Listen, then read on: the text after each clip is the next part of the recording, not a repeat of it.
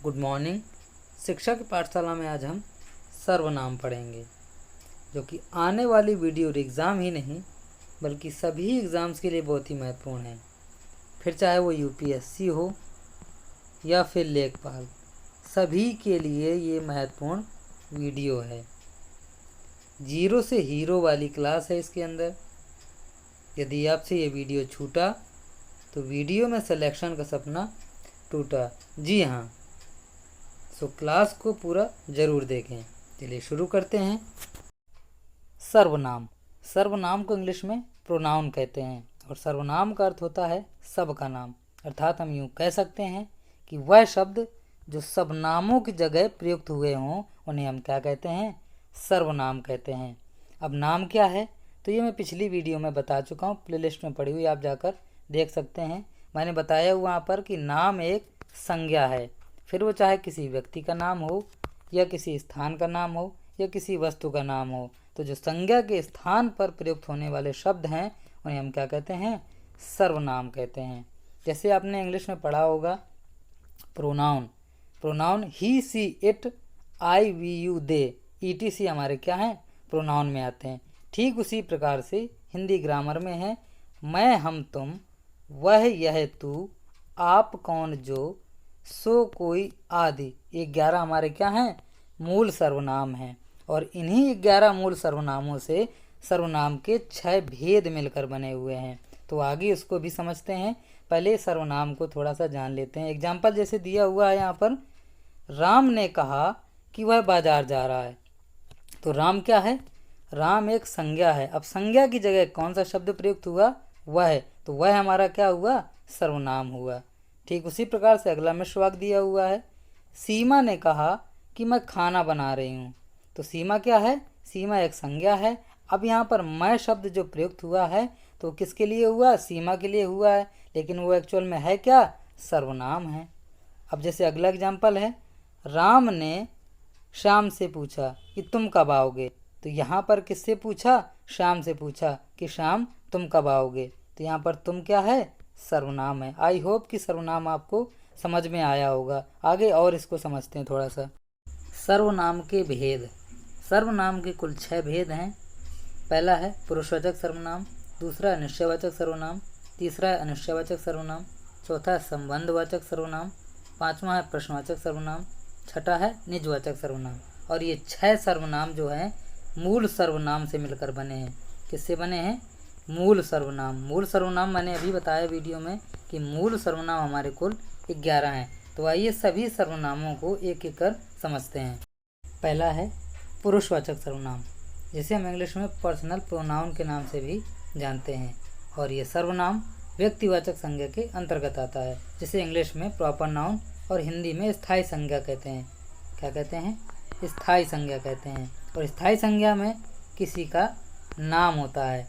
तो यहाँ पर क्या है? पुरुषवाचक में नाम न दे करके मैं, हम, वह, आप, ये, वे, तू आदि आते हैं। तो क्या है? पुरुषवाचक सर्वनाम है। और पुरुषवाचक सर्वनाम को हम किस प्रकार से पहचानेंगे? जब वहाँ पर पुरुष और स्त्री दोनों के नाम के बदले आए, वहाँ पर हम पहचान लेंगे कि वो पुरुषवाचक सर्वनाम है। जैसे यहाँ पर है मैं, तो क्या होगा? एग्जाम्पल वहाँ पर दिया होगा कि मैं बाजार जा रहा हूँ। तो यहाँ पर हम समझ जाएंगे कि वो क्या है? पुरुषवाचक सर्वनाम है। अब जैसे कहते हैं यहाँ पर मैं बाजार जा रही हूँ, तब भी वहाँ पर क्या है? ये पुरुषवाचक सर्वनाम है। तो वहाँ पर पुरुष और स्त्री दोनों जाति का बोध होगा, तो हम समझ जाएंगे कि वो क्या है? पुरुषवाचक सर्वनाम है। और ये कितने प्रकार के हैं? 3 प्रकार के हैं, उत्तम, मध्यम और अन्य पुरुष। और यह उत्तम, मध्यम, अन्य पुरुषवाचक सर्वनाम के अंतर्गत आते हैं। तो आइए इनको तीनों को समझते हैं।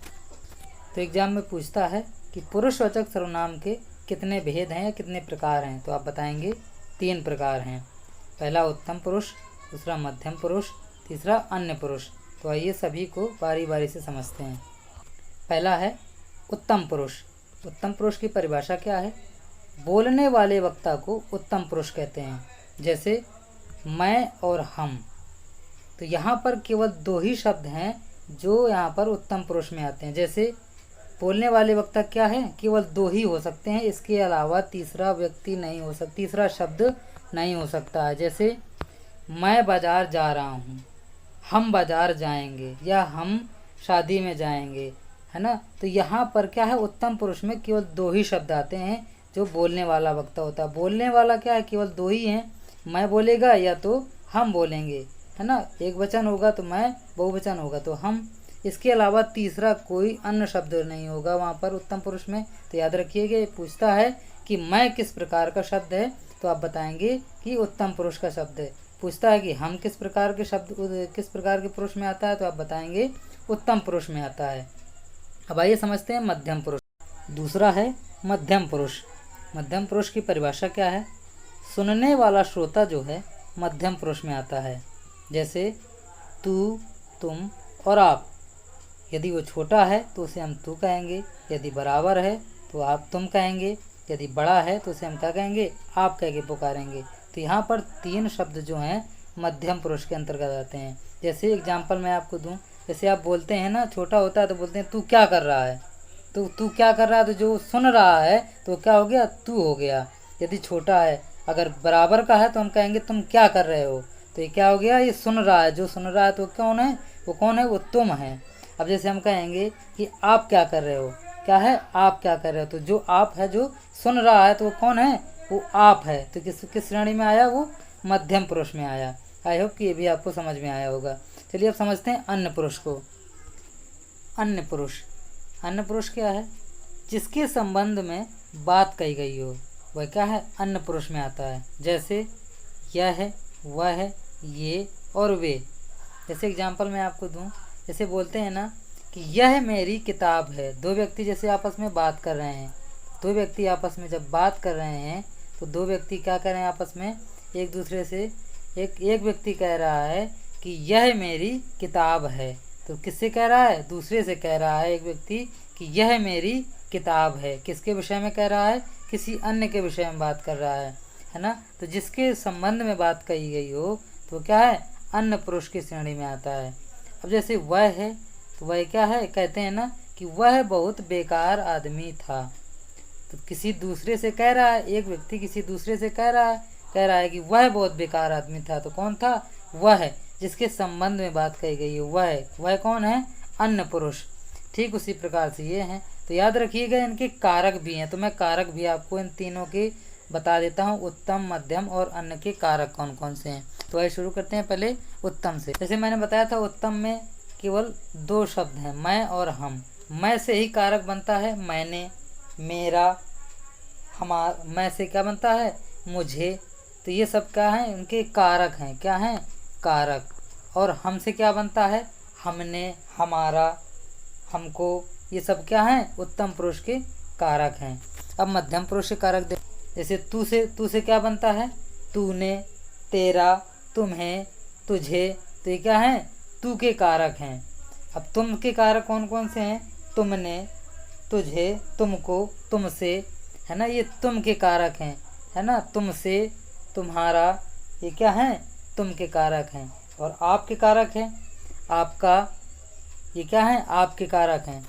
आपको, ये क्या हैं, ये तीनों के क्या हैं, कारक हैं। तो ये कारक से भी प्रश्न पूछ देता है, कभी कभी ये ना दे करके वहाँ पर आपको कारक दे देता है, तो वहाँ पर कंफ्यूज हो जाना होता है। तो याद रखिएगा इनके कारक भी होते हैं, और कारक इन्हीं से ही बने होते हैं।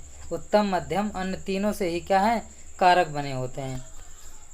अब समझते हैं निश्चयवाचक सर्वनाम को।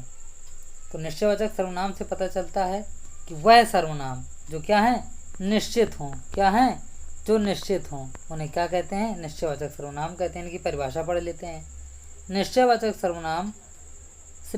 सर्वनाम से पास या दूर दोनों की वस्तु का निश्चित संकेत होता है, निश्चयवाचक सर्वनाम कहलाता है। जैसे वह बुरा है, तो वह क्या है, बुरा है।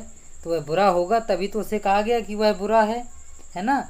अब यहाँ पर दूसरा एग्जाम्पल है, यह अच्छा है। तो ये पास की वस्तु है, तो कह दिया, जैसे फल वल को रखा हुआ है तो कह दिया कि यह फल अच्छा है।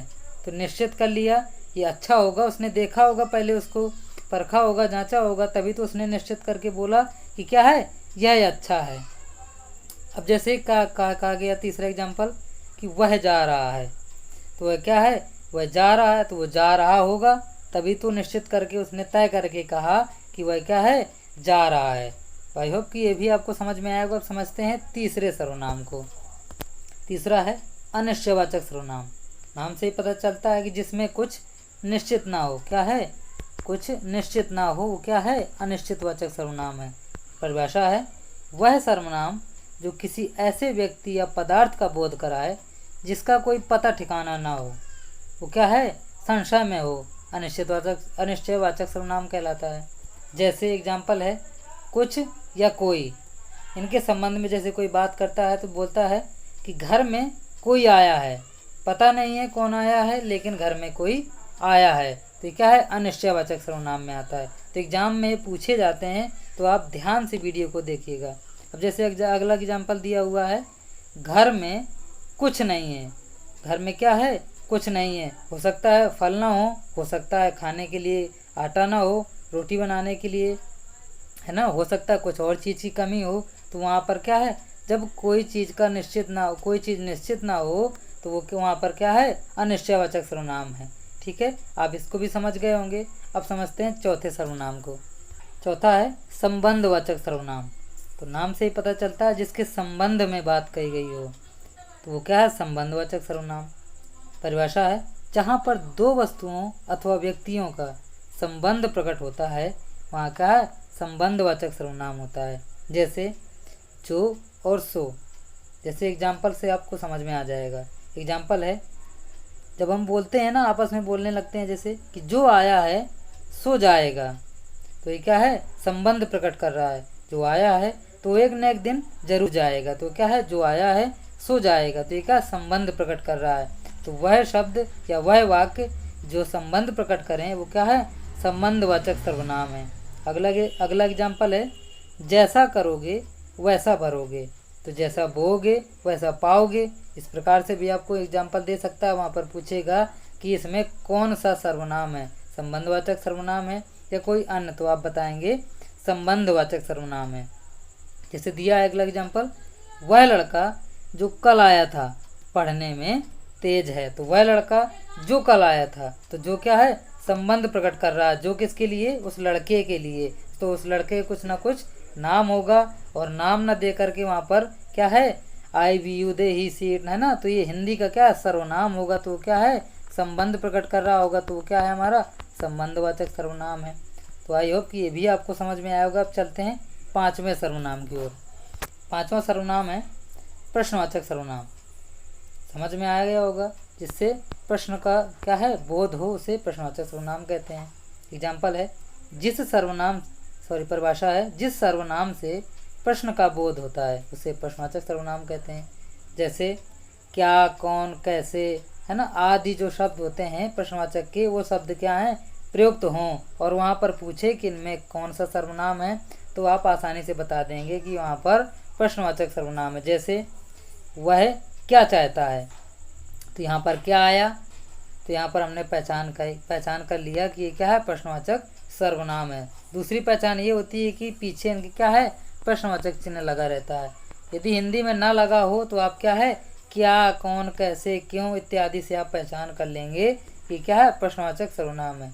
इस सर्वनाम को पहचानना बहुत ही आसान होता है। जैसे कौन आया था, तो यहाँ पर क्या है, कौन क्या है, प्रश्नवाचक शब्द है, तो आप पहचान गए कि ये क्या है, प्रश्नवाचक सर्वनाम है। जैसे अगला है तुम कैसे आए, तो यहाँ पर कैसे क्या है, प्रश्नवाचक सर्वनाम है। क्या, प्रश्न का बोध करा रहा है, तुम कैसे आए यहाँ पर, है ना, तो प्रश्नवाचक सर्वनाम है। आई होप कि आपको ये भी समझ में आएगा। अब चलते हैं छठे सर्वनाम की ओर। छठा सर्वनाम है निजवाचक सर्वनाम। निजवाचक से संबंध पता चल रहा होगा, निज अर्थात खुद का, स्वयं का, निजी हो, जो क्या है, निजी हो, वो क्या है, निजवाचक सर्वनाम हो। जो स्वयं का हो या खुद का हो, है ना, या आपका हो, तो क्या है, निजवाचक सर्वनाम हो, है ना, वो किसी अन्य का ना हो करके वो क्या है, हमारा निजी है, तो क्या है, निजवाचक सर्वनाम है। जैसे यहाँ पर उसकी परिभाषा पढ़ते हैं, निजवाचक सर्वनाम आप कर्ता के विषय में कुछ बताता है लेकिन वह स्वयं कर्ता नहीं होता है। ये भी ध्यान देना है, वह स्वयं कर्ता नहीं होता है, कर्ता कोई और होता है। और पुरुषवाचक में क्या है, आप स्वयं ही कर्ता का कार्य करता है।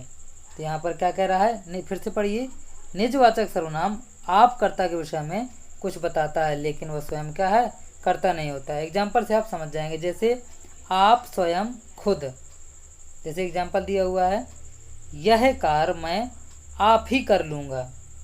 तो यहाँ पर क्या है, यह कार्य मैं अपने आप ही कर लूँगा। अपने क्या है, यहाँ पर छुपा हुआ है, निजी हो गया, और यहाँ पर क्या है, ये कार्य मैं आप ही कर लूँगा। तो यहाँ पर एग्जाम में दिया होगा कि यहाँ पर कौन सा सर्वनाम है, तो आप बताएंगे यहाँ पर निजवाचक सर्वनाम है। यहाँ पर क्या है, निजवाचक सर्वनाम है। जैसे अगला दिया हुआ है, मैं स्वयं ही उसके साथ जाऊँगा। तो स्वयं क्या है, खुद, यानी कि कभी कभी कह सकता है मैं खुद ही उसके साथ जाऊँगा। तो क्या है, निजवाचक सर्वनाम है। तो इससे आप समझ गए कि क्या है, निजवाचक सर्वनाम। जैसे अगला दिया हुआ है, वह खुद ही आ जाएगा। तो खुद क्या है, निजवाचक सर्वनाम। मैंने बताया कि जो निजी हो वो क्या है, निजवाचक सर्वनाम हो, वो निजवाचक सर्वनाम होगा। आई होप कि आपको सभी समझ में आए होंगे। हिंदी कोई कठिन चीज़ नहीं है। जो भी सब्जेक्ट बोले कि, जो भी अध्यापक बोले कि हिंदी एक कठिन विषय है, तो ये समझिए कि आपको भटका रहा है। हिंदी आपकी क्या है, राजभाषा है। यदि आपने उसको व्याकरण के आधार पर बोलना शुरू कर दिया तो ये समझ लीजिए कि हिंदी आपको आ गई। सब हर एक चीज़ को क्या है, हर एक क्या है, वर्ड को एक व्याकरण दे दीजिए, तो आपको क्या है, हिंदी आपको पूरी तरीके से आ जाएगी। पढ़ने का क्या है, थोड़ा सा रिवाइज करने का उस पर रहेगा, बाकी हिंदी कोई कठिन विषय नहीं है। तो आई होप ये वीडियो आपको समझ में आया होगा। यदि वीडियो समझ में आया हो तो वीडियो को लाइक, शेयर, सब्सक्राइब तथा कमेंट बॉक्स में जाकर कमेंट जरूर करें। धन्यवाद।